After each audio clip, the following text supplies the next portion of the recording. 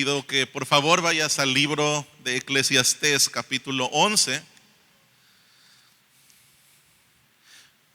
Eclesiastés capítulo 11. Mientras que la semana pasada el pastor Charlie nos compartió una gran sección, una extensa sección del libro, el día de hoy vamos a estar tan solo estudiando y escudriñando 6 versículos, los primeros 6 versos del capítulo 11. Y he titulado el sermón del día de hoy, La vida cristiana, un llamado a la acción. La vida cristiana, un llamado a la acción.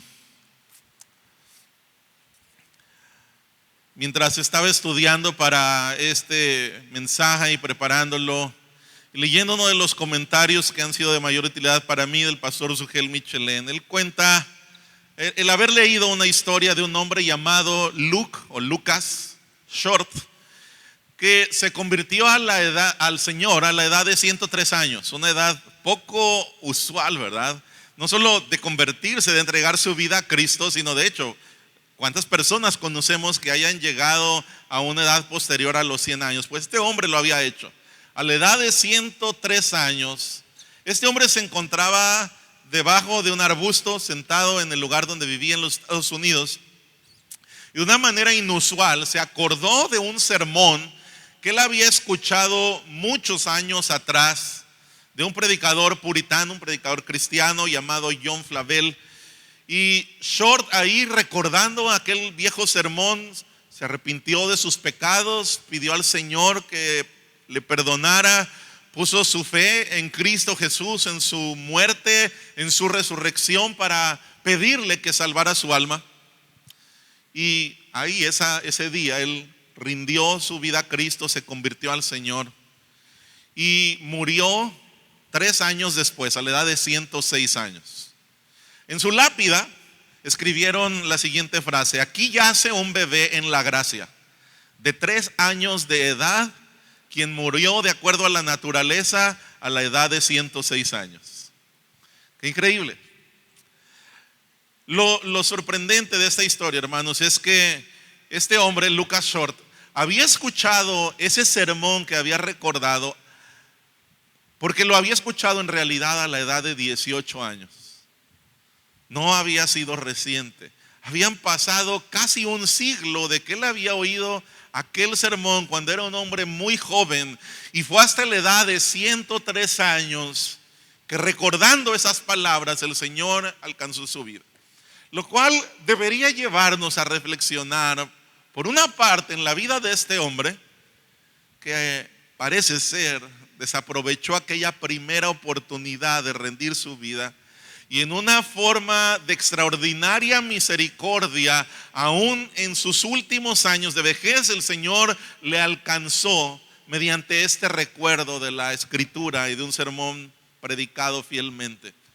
Nos lleva a pensar en cómo, a pesar de la edad que tengamos, nunca es tarde. El ahora siempre es un buen momento para actuar sabiamente, especialmente cuando se trata de rendir nuestras vidas a Cristo. Pero nos lleva a una tercera reflexión, y es como nuestras obras piadosas, aquellas cosas justas que hacemos para gloria del Señor, como pudo ser la acción de aquel predicador, que para el momento de la conversión de Lucas incluso ya ni siquiera vivía. Pero cómo debe llevarnos a pensar cómo aquellas cosas que hacemos para el Señor son la mejor inversión de nuestro tiempo y de nuestra vida. Este predicador ya no vivía para ese entonces, pero aquello que había hecho para el Señor seguía dando un fruto. Y es precisamente de eso que nos habla el libro de Eclesiastés en estos 6 versos que vamos a leer el día de hoy. Quiero que vayas conmigo allá. Esta es la palabra del Señor. Echa tu pan sobre las aguas, que después de muchos días lo hallarás. Reparte tu porción a 7 o aún con 8, porque no sabes qué mal puede venir sobre la tierra.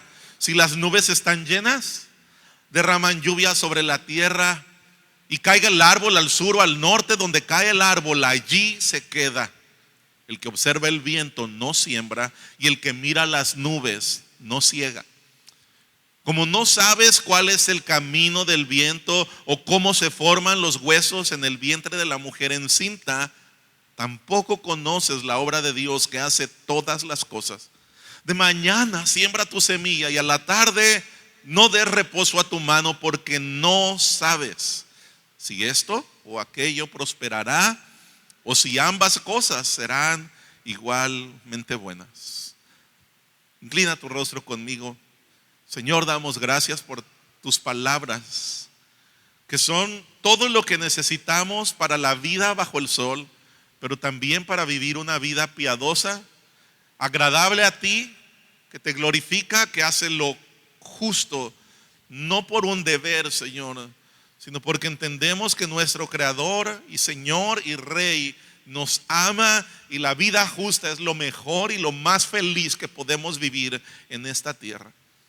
Señor, que el día de hoy podamos mirar la vida que nos permites vivir con el lente de tu sabiduría, con el lente de tu palabra.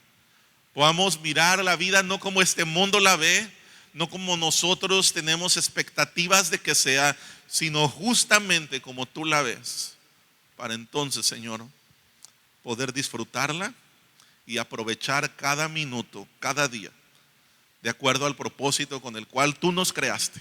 Lo rogamos en el nombre de nuestro Señor y Salvador Jesucristo. Amén. Amén. Pocos versos con una idea muy clara, y es que ante lo incierto de la vida, tú y yo debemos actuar confiando en Dios. Ante lo incierto de la vida debemos actuar diligentemente confiando en Dios.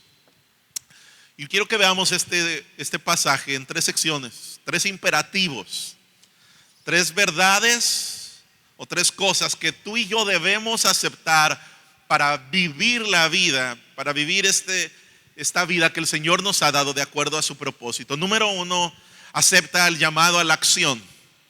Acepta que la vida es un llamado a la acción, lo cual vamos a ver en versos 1 y 2. Número 2, acepta que no tienes el control. Versos 3 y 4.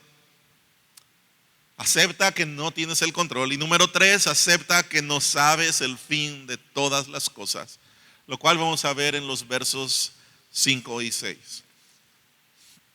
Estos encabezados van a ir apareciendo a lo largo del sermón cuando vayamos abordando cada sección. Así que veamos en primer lugar esta primera cosa que debemos aceptar. Acepta que la vida es un llamado a la acción. Acepta el llamado a la acción. Lo que acabamos de leer, capítulo 11 de Eclesiastés, escrito por el predicador, comienza con un llamado a poner manos a la obra. Versos 1 y 2, ambos comienzan con un imperativo, un mandato a ejecutar una acción. Verso 1, echa tu pan sobre las aguas. Verso 2, reparte tu porción con 7 o aún con 8. Con frecuencia, cuando las personas llegan a leer principalmente estos dos versos, piensan que Eclesiastés está haciéndonos una invitación, una exhortación a ser generosos. Particularmente en el verso 2, reparte tu pan con 7, con 8, reparte tu porción. Y por supuesto que la generosidad es un mandato bíblico. Por supuesto que al ser bíblico es algo que agrada el corazón de Dios cuando tú y yo, con una motivación de glorificar a Él, de bendecir a los que nos rodean, somos generosos. Pero yo debo decir que el sentido de estos dos versos es un poco distinto. No se trata de generosidad, o no principalmente de la generosidad. Es mucho más amplio y más profundo que simplemente repartir de las cosas que tenemos con un corazón bondadoso. Como saben, este pasaje, al igual que la mayor parte del libro de Eclesiastés, es un discurso poético. Nosotros sabemos muy bien que el pan no flota, ¿verdad? Ya sea que se te haya caído una bolsa de bolillos o hayas ido a alimentar patos a algún lago, algún estanque, el pan no se queda mucho tiempo sobre las aguas y mucho menos regresa a ti después de muchos días. Si el pan está en un cuerpo de agua que es tranquilo, después de unos segundos se va a hundir. Si estás en un río o en el mar, la probabilidad de que eso regrese después de muchos días es prácticamente nula. Así que, como lo ha hecho el predicador en otros pasajes, ahora descubrimos, él está usando el lenguaje metafórico, figurado, para presentarnos un cuadro en el que una acción, en este caso echar nuestro pan sobre el agua, produce un resultado inesperadamente bueno que regrese a nosotros. La segunda frase en el verso 2 tiene un sentido más literal, reparte a 7 o a 8, y él da una razón, porque las circunstancias no siempre son inesperadamente buenas, sino que a veces las circunstancias, nos dice el verso 2, pueden ser inusualmente malas. Dice él, reparte a muchos porque no sabes el mal que puede venir después sobre la tierra. En los días de hoy, la gente de negocios dice: no pongas tus huevos en una sola canasta, diversifica tus inversiones, porque si una te sale mal, otras pueden salirte bien. No tienes una pérdida total. De manera que hay un llamado a la acción, ya sea que las cosas salgan bien o que las cosas salgan mal. Además, el contexto inmediato de estas frases, tal como estamos viendo, nos hablan de la muerte, de la sabiduría, de la brevedad de la vida. ¿Recuerdas capítulo 9, capítulo 10? Si alguno de ustedes se ha adelantado y ha leído el final de este capítulo 11 y el capítulo 12, que nos hablan de lo breve que es la vida. Todo este contexto nos ayuda a entender que estos dos versos iniciales no están llamándonos a la vida generosa, sino que nos están llamando a actuar con decisión, con determinación en las diversas circunstancias, buenas o malas, que podemos enfrentar. Y hermanos, por supuesto que tanto ustedes como yo preferimos actuar sabiendo que nuestras acciones van a tener un resultado positivo. No tiene nada de malo eso. Tratar de planificar, tratar de invertir en un negocio que tiene la mayor probabilidad de darnos dividendos es algo sabio. La Biblia dice que el que no calcula no termina la tarea, y que es sabio planificar. Ustedes y yo nos sentimos decididos o más decididos a actuar cuando no hay riesgos o cuando el riesgo es muy poco. Pero Dios usa al predicador que escribió este libro para recordarnos que no solo debemos actuar cuando las cosas son seguras, sino que debemos buscar sabiduría y actuar, que la vida se trata de un llamado a la acción y que en muchas ocasiones no sabremos el resultado de las cosas. Él nos dice: actúa ahora. La vida bajo el sol es un llamado a la acción. Es verdad, por toda la escritura ya encontramos llamados a orar y poner nuestros planes, nuestros caminos en las manos del Señor. Eso es sabio, eso es justo, eso es necesario. La Biblia también nos llama a buscar la sabiduría de Dios, que cuando vamos a actuar veamos lo que dice la escritura. La Biblia nos llama a buscar a consejeros sabios, a tener mentores. Dice la Biblia que en la multitud de buenos consejeros hay sabiduría. En otras palabras, la Biblia no nos está llamando a acciones imprudentes. De hecho, la Biblia también nos llama a la prudencia, a orar, a ser sabios, a ser prudentes con nuestras palabras, con nuestras acciones. Pero escuchen bien, la oración, la sabiduría y la prudencia no sustituyen nuestra responsabilidad de decidir y tomar decisiones. Personalmente he conocido a, por ejemplo, dos jóvenes cristianos. Eran muy amigos y sin saberlo estaban enamorados de la misma muchacha. Uno de ellos un día, tenían años de ser amigos, y uno de ellos le dijo al otro: fíjate que estoy orando por fulanita para saber si ella es mi esposa. El amigo escuchó, no emitió ninguna opinión al respecto, y pocos días después unas semanas después de esta plática, al saber que su amigo estaba enamorado de la misma joven después de esta confesión, hizo algo más sabio que solo orar. ¿Qué crees? Oró y enseguida fue y se declaró a la muchacha.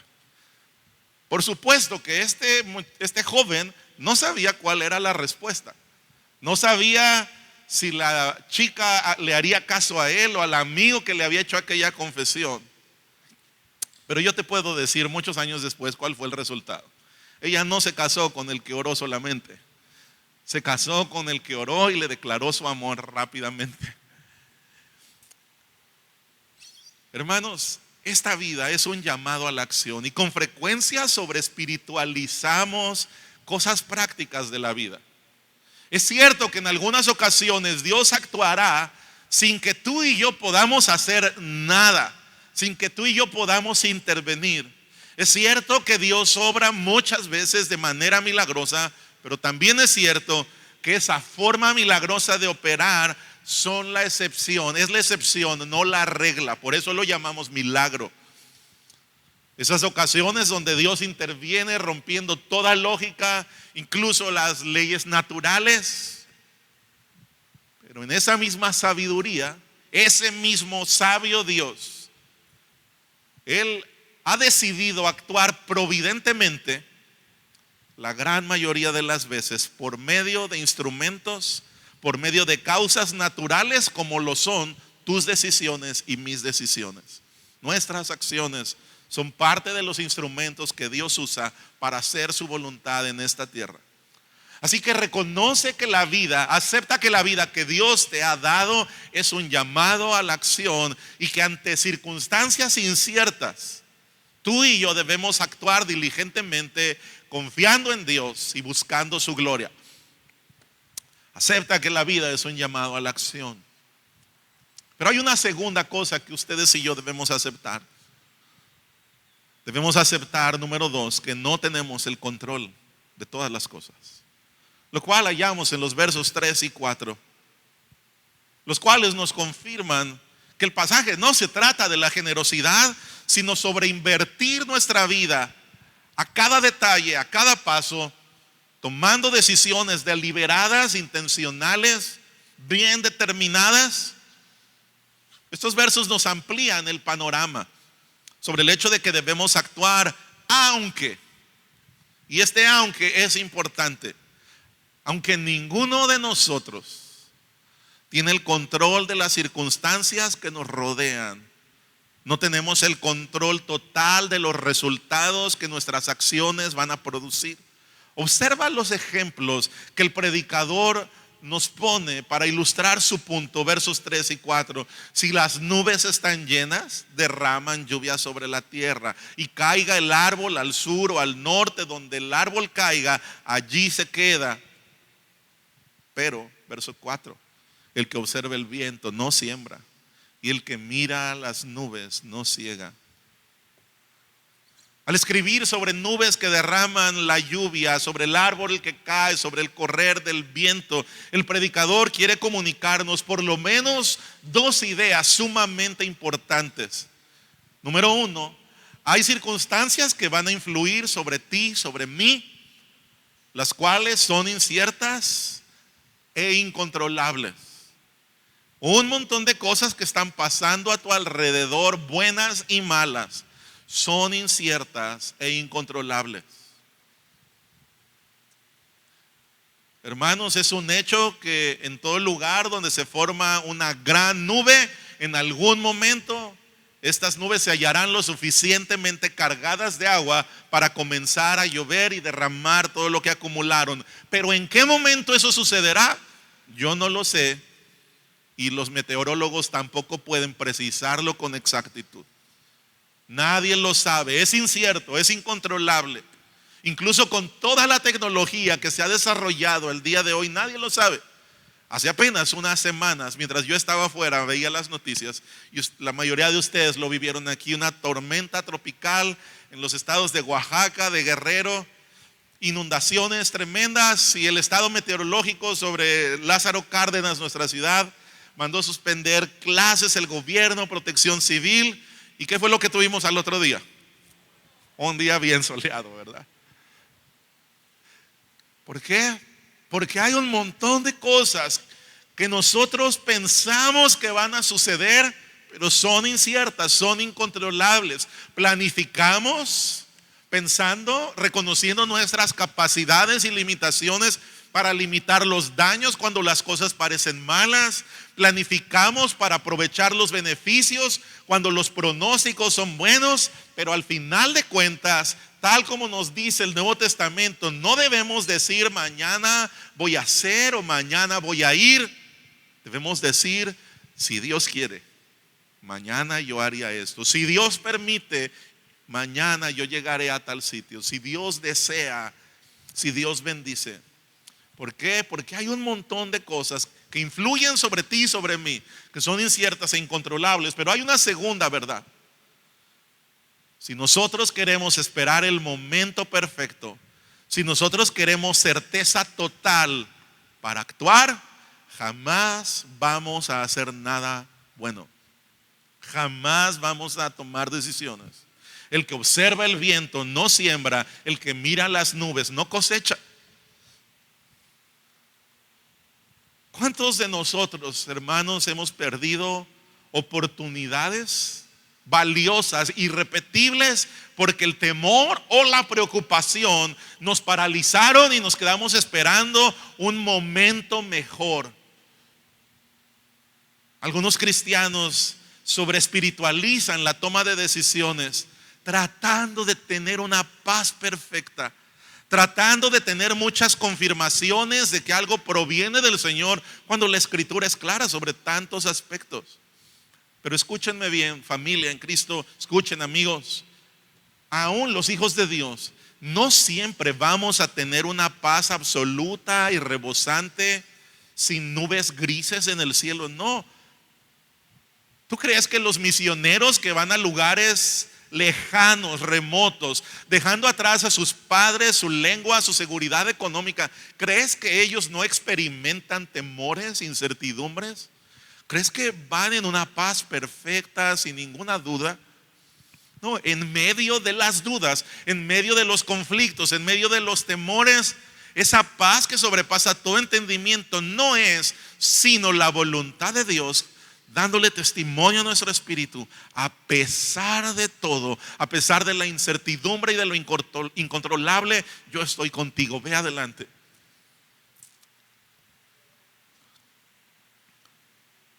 Lo mismo aplica no solo para misioneros y cosas que podemos pensar como espirituales, lo mismo aplica para todas las áreas de nuestra vida. Hay muchas cosas donde la Escritura, como he mencionado, nos dice qué hacer. Por ejemplo, no deberías estar esperando que un ángel baje del cielo para que trabajes para sostener a tu familia. La Biblia dice que si alguien no trabaja y no sostiene a los de su casa, es peor que un incrédulo. Tú no necesitas una confirmación para buscar un trabajo. Sabes también que no debes trabajar los 7 días de la semana, que debes trabajar máximo 6 días de la semana y santificar el primero de ellos para el Señor. Pero la Biblia no te dice si debes trabajar en la empresa X o en la empresa Y. Eso no lo dice la Escritura. Y si lo que tú estás esperando es el salario perfecto, el horario perfecto, los compañeros perfectos, un ambiente donde parezcas el rey de la empresa, mis hermanos, nunca vas a encontrar trabajo. Vas a ir de uno en otro, en otro, en otro, tratando de mirar que las nubes se despejen por completo, mirando el viento a ver cuándo se acomoda justo a como tú quieres. Pero eso, hermanos, amigos, no va a suceder.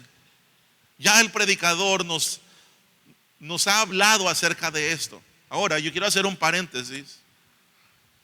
Él no nos está diciendo que debemos tener bajas expectativas, que debemos ser pesimistas, conformistas, etc. No. Ya Él nos ha dicho muchas verdades que sumadas le dan contexto y sentido. La razón por la que debemos actuar ahora no es ser conformistas. La razón por la que no debemos esperar circunstancias ideales no es porque los creyentes se conformen con poca cosa, no. Él nos ha dicho que debemos hacerlo porque la vida es corta, porque la carrera no siempre la ganan los veloces ni los que tienen las mejores oportunidades. Él nos ha dicho que el tiempo y la oportunidad acontecen a todos, pero ahora nos dice, los que aprovechan estas oportunidades son los que actúan en el ahora. Por eso Él nos instruye, actúa ya, haz las cosas con determinación, aun si tus circunstancias inmediatas parecen inciertas y no puedes controlarlas.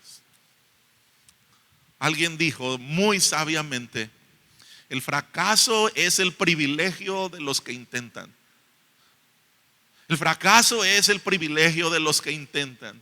En otras palabras, el fracaso, y el contexto es, obviamente, en cualquier cosa piadosa, en cualquier cosa justa que haces para agradar a Dios, el fracaso en cualquier cosa así te va a dar mayor ganancia que la pasividad.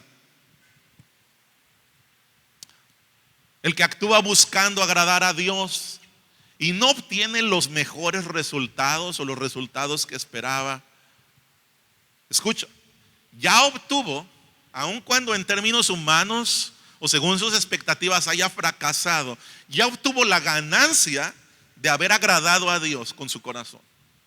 Ya obtuvo el conocer la voluntad de Dios, que quizás le negó lo que él pensaba que Dios le iba a conceder. Ahora ya lo conoce. Y número 3, quizá obtuvo el aprendizaje, porque quizás eso era la voluntad de Dios, pero está preparándolo para hacerlo de mejor manera, aun cuando parece que fracasó. Pero el que no hizo nada, él ni agradó a Dios, ni conoció su voluntad, ni aprendió, se quedó pasivo, sentado en su silla. Así que hermanos, familia, amigos, ante lo incierto de la vida, debemos actuar diligentemente, confiando y glorificando a Dios. Así que hemos visto los dos primeros encabezados. Número 1, acepta el llamado a la acción. Número 2, acepta que no tienes el control. Y así es como llegamos a la tercera parte del mensaje. Acepta que no sabes el fin de todas las cosas. No lo sabemos. Verso 5. Como no sabes cuál es el camino del viento, o como no sabes cómo se forman los huesos en el vientre de la mujer encinta, tampoco conoces la obra de Dios que hace todas las cosas. Ya desde el verso 2 venía resonando esta misma verdad. No conocemos el futuro, no sabemos el mal que puede venir sobre la tierra.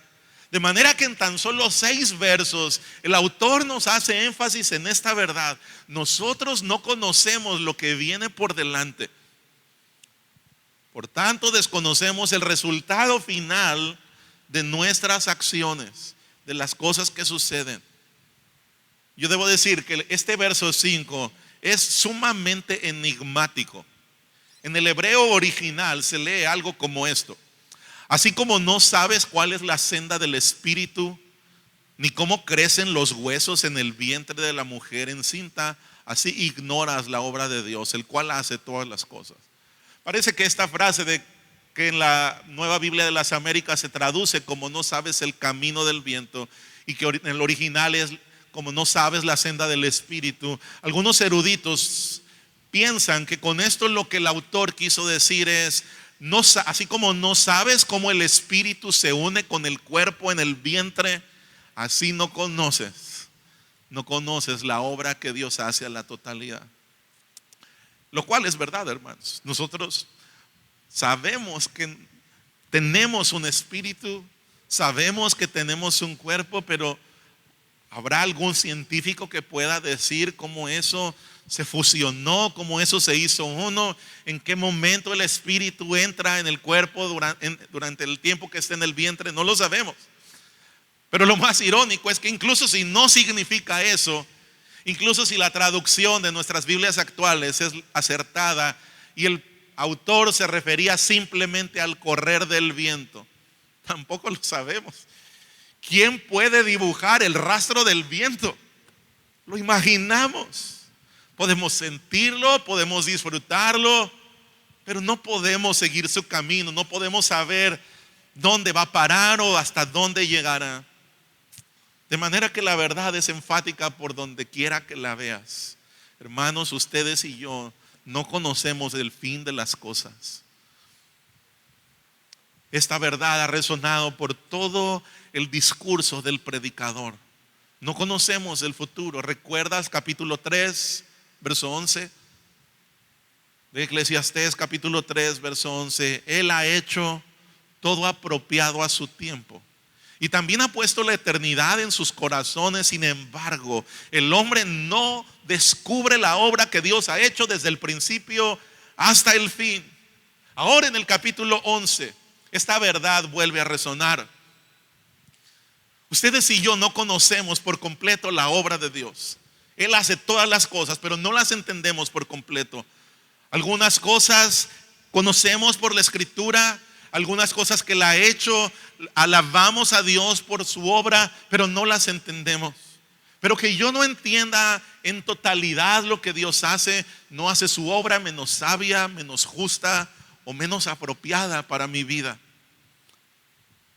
Familia, debemos aceptar que en ocasiones Dios nos llama a la acción, Dios nos llama a la obediencia a su palabra, a pesar de circunstancias inciertas e incontrolables, a pesar de circunstancias incomprensibles. Pero piensa en esto: cuán débil, cuán pequeño, cuán limitado sería este Dios si nuestra pequeña y frágil mente pudiera comprenderlo por completo.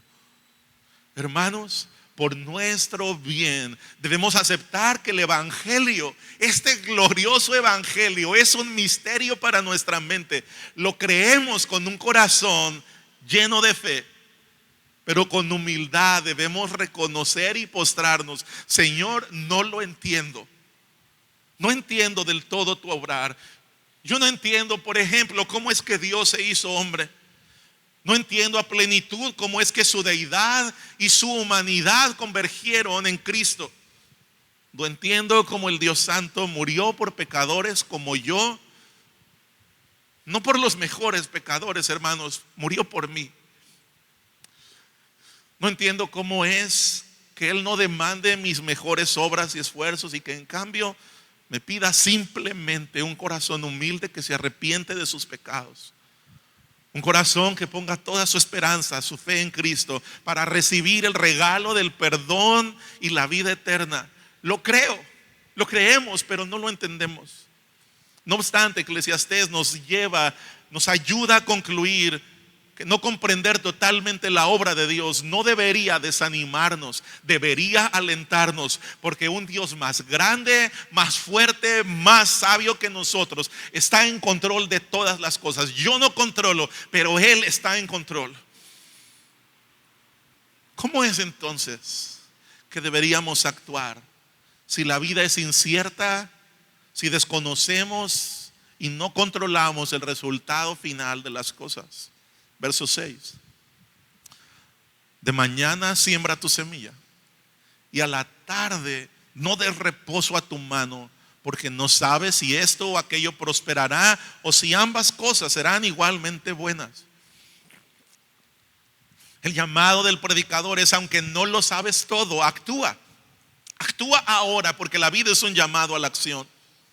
Así que, hermanos, jóvenes, adultos, ancianos, mujeres y varones, tienes poca preparación, tienes mucha preparación, no importa. Actúa ahora con lo que Dios ha puesto en tu mano. Si conoces a este Dios que se ha revelado en Cristo, si has puesto tu fe en Él, si Él te ha perdonado tus pecados, si reconoces que ahora ya no vives para ti, sino para su gloria, si su voluntad es lo más importante en tu vida, puedes tomar decisiones y acciones en la vida, porque sabes que Dios bendecirá las acciones, los esfuerzos piadosos de sus hijos. Me encanta una frase que le he repetido aquí en algunas ocasiones, la cual oí de mi padre durante mi juventud y mis primeros años de ministerio, cuando tenía temor y venía y platicaba con él sobre ciertas decisiones, sobre la voluntad de Dios en mi vida, etcétera. Y mi papá me decía: mira, ve adelante. Intenta glorificar a Dios, sé dirigido por su palabra, ora y actúa, porque con Dios, aunque te equivocas, no te equivocas. Con Dios, aunque te equivocas, no te equivocas. Como te decía, por supuesto, a lo largo de los años he cometido errores, pero las palabras de mi padre tenían el sentido que yo les decía hace un momento. El que se queda en su lugar sin tomar decisiones no obtiene absolutamente nada. Ni intentó agradar a Dios, ni tuvo conocimiento de si era su voluntad o no, ni tampoco tuvo un aprendizaje. El Señor Jesús enseñó esta misma verdad que Eclesiastés en Mateo capítulo 25, versos 14 al 30. No voy a leer todo, ustedes lo conocen perfectamente bien. Lo conocemos como la parábola de los talentos. Un amo iba a salir de viaje y entonces llamó a sus siervos y a uno de ellos le dio 5 talentos. Los talentos no eran habilidades como les llamamos el día de hoy. Los talentos eran una medida de peso, exactamente o aproximadamente 34 kilos de plata o de oro. No era poquito dinero, era una millonada. 5 talentos, que nos suena poquito y quizás has imaginado moneditas. No, eran 5 medidas de 34 kilos de oro, de plata, más o menos 100 años de salario, más de lo que el siervo podía tener en toda su vida. Al siguiente llamó y le dio 2 talentos, 40 años de salario. Y al último llamó y le dio 1 talento, uno nada más, 20 años de salario. En otras palabras, todos recibieron muchísimo, mucho más de lo que el viaje de su amo duraría. El que recibió 5, conoces la historia, lo multiplicó, entregó el doble. El que recibió 2, de igual manera. Pero el que recibió 1 talento fue llamado cuando el amo regresó y dijo: tuve miedo y no hice nada con ello, aquí está tu talento. Y el Señor le reprende duramente por no haber puesto a trabajar aquello que había recibido. Mis hermanos, el punto es que ustedes y yo somos esos hombres. Somos aquellos a quien Cristo dejó encomendada un sinfín de tareas y muchas bendiciones, pero Él volverá por segunda vez para llamarnos a cuentas. El punto no es si crees que recibiste muchas bendiciones o pocas, si recibiste muchas habilidades o sientes que eres el que menos habilidades recibió, si tienes una familia encantadora y dócil, o si crees que quizás tu familia es un caos y que podría servir al Señor en otras circunstancias. El punto no es qué o cuánto recibiste. El punto es qué estamos haciendo con aquello que Cristo nos ha dado.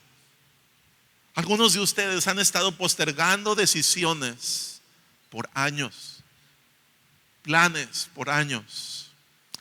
He conocido buenos cristianos que aman al Señor, fieles al congregarse, intentando guiar sus vidas agradando al Señor, pero queriendo servir a Dios por años, para ser misioneros, para ir a un viaje, compartir el evangelio, para abrir sus casas, para compartir de Cristo, etcétera. Y siempre que les escucho, yo les pregunto: ¿y qué estás haciendo ahora para que eso se cumpla? Me gustaría predicar, me gustaría servir al Señor de esta forma o de esta otra. La pregunta es: ¿y qué estás haciendo ahora? Quiero iniciar un negocio, y eso ha estado en las pláticas, en los planes, en las oraciones por años, por años, por años. Y la pregunta es la misma. Otros anhelan casarse, formar una familia. Han estado enamorados de esa chica por mucho tiempo, de ese joven por mucho tiempo. Y la pregunta, joven, es: ¿sí qué estás haciendo ahora? No estés esperando y postergando etapas de tu vida, porque si estás esperando un ángel que baje del cielo para darte el banderazo de salida, no pasará, eso no sucederá. Hay cosas que Dios no hará por ti. Así que pon tu fe en Cristo, ora, busca consejo y luego actúa ahora. De mañana siembra tu semilla y no tardes, no des reposo a tu mano. A la tarde no des reposo a tu mano.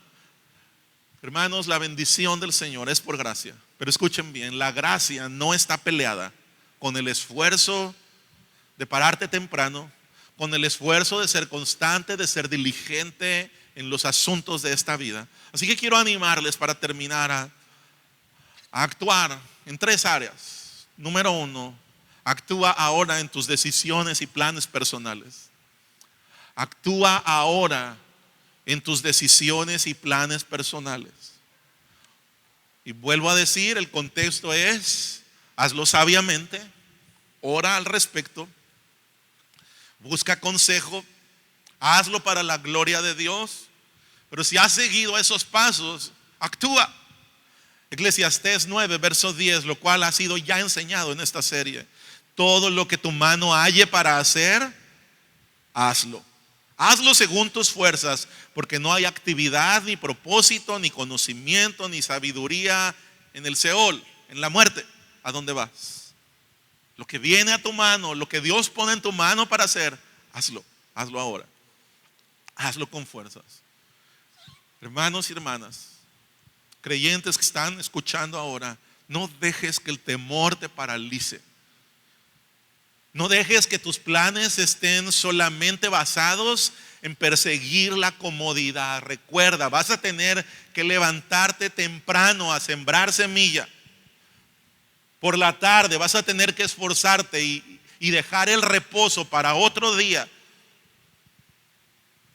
Pero actúa ahora. Encomienda al Señor tu camino, confía en Él y actúa. Número 2, actúa ahora en tus relaciones personales. El Señor nos llama a entender que nuestras relaciones con nuestro prójimo son sumamente importantes y son un reflejo de nuestra relación con Él. Y generalmente nuestras relaciones personales se ven truncadas desde las relaciones más cercanas con la familia, el núcleo familiar, padre, madre, hermanos, cónyuge o con amigos, familia en Cristo. Se ven truncadas por lo general por 2 cosas. Número 1, el miedo o el enojo. ¿Y qué tal si no me perdona? ¿Y qué tal si le confieso esto y me rechaza? O el enojo. Es que yo no puedo mirarlo. Es que yo no puedo perdonar. Hermanos, no se detengan, particularmente cuando se trata de pedir perdón.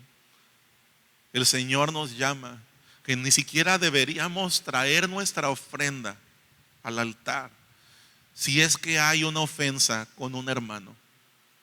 Dice: deja tu ofrenda, ve, ponte a cuentas con tu hermano, y que cuando te pusiste a cuentas, entonces ven y entrega tu ofrenda para que sea agradable delante del Señor. Ahora, tú no sabes si esa persona va a recibir tus palabras o si te va a perdonar y lo va a hacer de corazón o lo va a hacer solo de labios, pero tú debes actuar ahora. Tampoco deberíamos detenernos cuando se trata de atender un asunto difícil, de tener una plática crucial que sabes que será incómoda para ti, también va a ser incómoda para la otra persona. Hazlo, actúa, habla con amor. Que tus palabras sean, como dice el libro de Proverbios, como una manzana de oro con adornos de plata. Escoge bien las palabras, pero trata los asuntos, no lo postergues. Tienes que confrontar un conflicto, hazlo. Tienes que tratar con un pecado, quizás con uno de tus hijos, con un hermano, con un amigo, hazlo. Hebreos capítulo 3, verso 13 nos dice: antes exhórtense los unos a los otros cada día, mientras todavía se dice hoy, no sea que alguno de ustedes sea endurecido por el engaño del pecado. Actúen ahora, hermanos. Algunos de ustedes tienen que hacerlo hoy mismo porque lo han postergado por años. No lo hagas más. ¿Sientes que algo está estorbando en tu corazón o tienes la sospecha de que algo estorba en el corazón de la otra persona? Acércate. Así que actúa ahora en tus decisiones y planes personales. Número 2, actúa ahora en tus relaciones. Y número 3, y más importante que todo, actúa ahora en tu devoción y servicio a Cristo. Actúa ahora en tu devoción y servicio a Cristo. Efesios capítulo 5, versos 14 en adelante.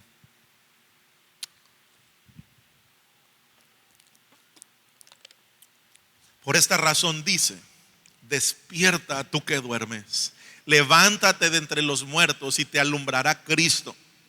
Por tanto, tengan cuidado cómo andan, no como insensatos, sino como sabios, aprovechando bien el tiempo, porque los días son malos.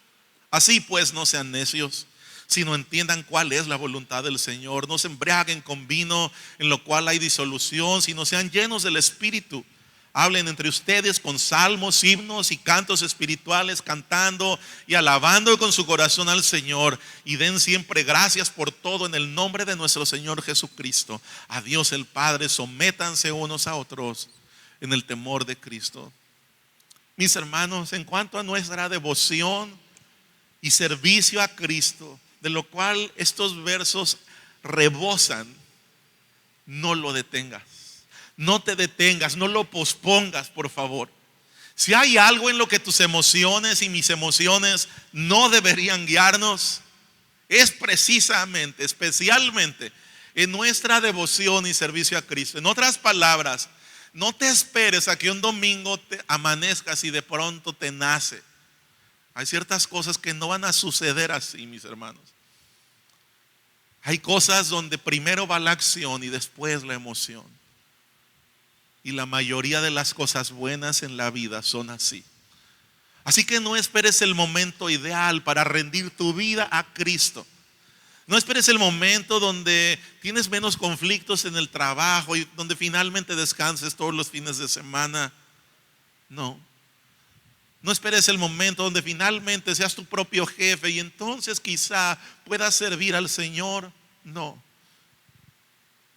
Y si te encuentras alejado del Señor, no postergues el reconciliarte con tu Padre Celestial. No postergues, no dejes para mañana o para el próximo año el venir corriendo a los brazos de Cristo. No. Si es que dejaste de servirle y postergar lo que sabes que es el llamado de Dios para tu corazón, no tardes más. El momento ideal es ahora. Invierte tu vida en Cristo. El mundo nos está diciendo, y de manera muy especial a los jóvenes les está diciendo: trabaja, viaja, diviértete, no te cases ahora, vive tus mejores años para ti. Como si casarse fuera lo peor. No, mis hermanos, jóvenes, cásense pronto. Vivan matrimonios para gloria de Dios. Háganlo con consejo, háganlo con sabiduría, pero actúen. No estén esperando el momento ideal. Y si pueden hacerlo, jóvenes, háganlo con el consejo de sus padres, de sus pastores. Pero no creas que la vida se termina con el matrimonio. He pasado los mejores años de mi vida casado. Hermanos, no posterguen entregar sus vidas a Cristo. No dejen el servirle para los últimos años de su vida, pensando dedicarse para ustedes lo mejor. Porque lo mejor puede convertirse en lo peor si Cristo no es el centro de tu existir. Algunos postergando lo que creen que es lo duro y lo difícil, lo que han postergado son las mejores bendiciones de Dios. Así que echa tu pan sobre las aguas, invierte. Aunque no sepas, aunque el pronóstico parezca que no recibirás, reparte a 7 y a 8 ahora. Actúa e invierte tu vida para la gloria de Dios, al recordar que ante lo incierto de la vida debemos actuar diligentemente y confiando y glorificando a nuestro Señor Jesucristo. Que el Señor nos ayude. Padre, damos gracias por tu palabra. Redarguye nuestros corazones. Haznos saber, Señor, la certeza de que esta vida es corta pero que podemos vivirla para tu gloria, con gran determinación, con gran gozo, sin dolor por el pasado, sin temor por el futuro, pero con gran gozo presente, sabiendo que las obras justas de aquellos que te temen, de aquellos que viven para tu gloria, Señor, aquellos que por la obra de Cristo, Señor, reconocen: no tengo nada, ni siquiera el control de mi futuro, pero en Cristo lo tengo todo. Señor, danos la seguridad y la confianza de que nuestras obras están en ti. Y Señor, que nuestra vida y bendición está en Cristo, y que entonces podemos actuar ahora aprovechando bien el tiempo para tu gloria. Lo pedimos en el nombre de nuestro Señor y Salvador, Jesucristo. Amén.